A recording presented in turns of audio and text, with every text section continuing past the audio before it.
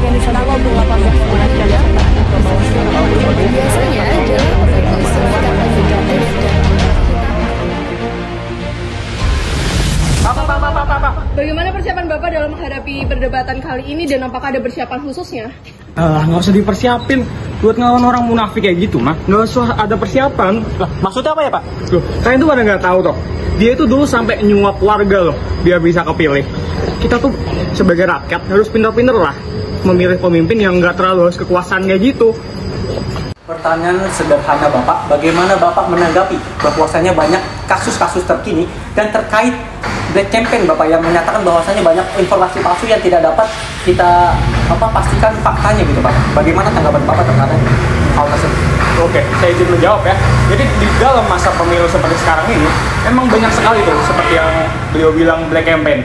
Jadi kita sebagai masyarakat itu tuh harus pintar-pintar dalam memilih informasi yang beredar di seluruh media sosial.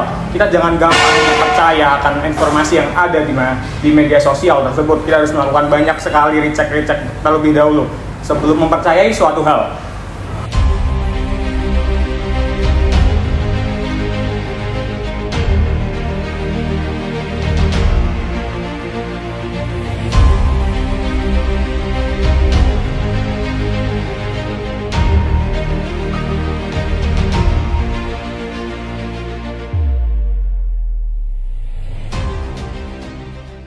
Dan apakah ada persiapan khususnya?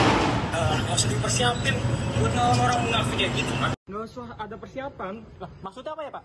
Loh, kalian tuh pada nggak tahu toh. Dia itu dulu sampai nyuap warga loh, biar bisa. sebenarnya fitnah loh. Aku dapat nih bukti-bukti kalau misalkan dia tuh nyebar hoax. Nggak tahu toh. Biar bisa Wah, berarti ini salah satu bentuk black campaign ya? Iya, menurutku juga gitu, Ti. memilih pemimpin. Halo semua, nama saya Naurah Maulianti Musyaffa dengan NIM 11000130430 Di sini kami dari kelompok 4 akan menjelaskan dan memberikan contoh terkait black campaign serta UU ITE-nya. Perkenalkan, saya Mirza Muhammad Jaffa dengan NIM 1100123140498. Halo, perkenalkan nama saya Rafandi Rizky Pratama dengan NIM 11.123.130.373. Halo, perkenalkan aku Nabila Gusti dengan NIM 11.123.120.134. Halo teman-teman, perkenalkan nama saya Riko Lamsyah dan dengan NIM 11.123.140.708. Pemilu 2024 sebentar lagi akan dilaksanakan. Namun, ada kekhawatiran tersendiri mengenai pemilu kali ini, yaitu politik yang menggunakan kampanye hitam. Lalu, apa sebenarnya kampanye hitam? Dan apa perbedaannya kampanye negatif dengan kampanye hitam? Jadi, kampanye hitam adalah suatu tuduhan atau persepsi yang tidak didasarkan oleh fakta, yang menyangkut kekurangan dari calon kepala daerah atau partai untuk menarik suara rakyat dan memenangkan pemilu. Sedangkan kampanye negatif adalah suatu tuduhan persepsi yang didasarkan oleh fakta dan disampaikan secara jujur dan relevan yang menyangkut kekurangan dari calon kepala daerah atau partai. Tujuan dari kampanye negatif dan kampanye hitam adalah sama, yaitu untuk menarik suara rakyat dan memenangkan pemilu. Lebih lanjut, terkait black campaign akan dijelaskan oleh rekan-rekan saya.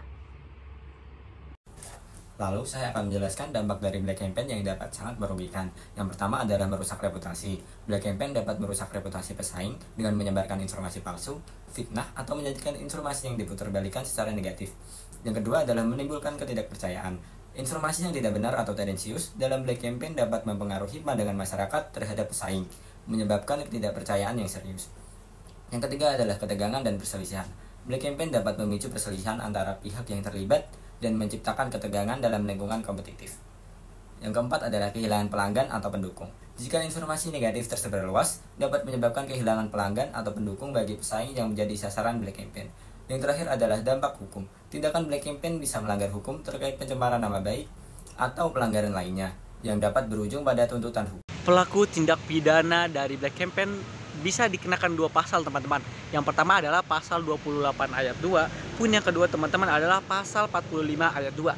Di mana pada pasal 28 ayat 2 yang menyatakan bahwasanya yang dimaksud ujaran kebencian merupakan setiap orang yang dengan sengaja dan tanpa hak menyebarkan informasi yang ditujukan untuk menimbulkan rasa kebencian atau permusuhan individu atau kelompok masyarakat tertentu berdasarkan atas suku, agama, ras, dan antar golongan. Nah teman-teman, ancaman pidana dari pasal 28 ayat 2 ini adalah yaitu penjara paling lama 6 tahun atau denda paling banyak adalah 1 miliar rupiah. Bagaimana sih sikap kita dalam menghadapi Black Campaign di momen-momen menjelang pemilu seperti ini? Nah, aku berangkum menjadi 5. Yang pertama adalah kita harus cermati reputasi media penyampai berita tersebut. Karena seiring dengan kemajuan zaman yang ada, banyak nih bermunculan laman-laman berita baru, mulai dari yang memiliki kredibilitas hingga yang tidak jelas sumbernya. Hal ini perlu kecermatan dari masing-masing individu untuk mempercayai sebuah berita. Agar lebih aman tentunya cari berita dari media yang memang sudah memiliki nama besar. Cara yang kedua adalah dengan mencermati latar belakang penulis artikel tersebut. Karena saat ini sudah banyak wadah untuk melakukan, untuk menulis, mulai dari media sosial, forum online, hingga blog. Sebelum mempercayai mentah-mentah konten kampanye dari individu, bisa dicari latar belakang penulis tersebut. Hal ini bisa mudah dilakukan melalui internet. Cara yang ketiga adalah dengan menyelidiki cerita versi lawan atau kompetitor. Langkah ini dilakukan untuk menimbang-nimbang cerita yang ada sehingga bisa muncul versi tengah yang lebih netral. Cara menghindari Black Campaign yang keempat adalah dengan selalu mencoba untuk melakukan proses verifikasi. Dengan kemajuan teknologi yang ada sekarang ini, bukan hal yang tidak mungkin seorang warga sipil seperti kita menghubungi public figure atau politisi. Media sosial ini bisa membantu kita untuk melakukan verifikasi jika memang ada pemberitaan mencurigakan mengenai proses pemilu. Yang kelima, jangan sebarkan rumor, yakni jika menerima pemberitaan negatif tentang peserta pemilu, jangan disebarkan terlebih dahulu. Karena sikap latah menyebarkan berita yang belum tentu benar ini akan sangat membantu persebaran Black Campaign di masyarakat. Tentunya kita sebagai warga negara yang baik tidak akan melakukan hal tersebut.